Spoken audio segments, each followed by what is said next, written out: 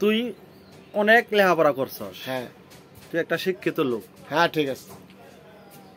এখন তুই চাকরি করবি, কারণ লেখাপড়ার শেষে তো সবাই চাকরি করে। এটা স্বাভাবিক।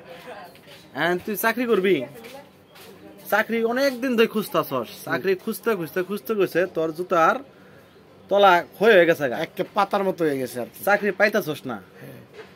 এই ক্ষেত্রে তুই পরে কি করবি? ব্যবসা করবো।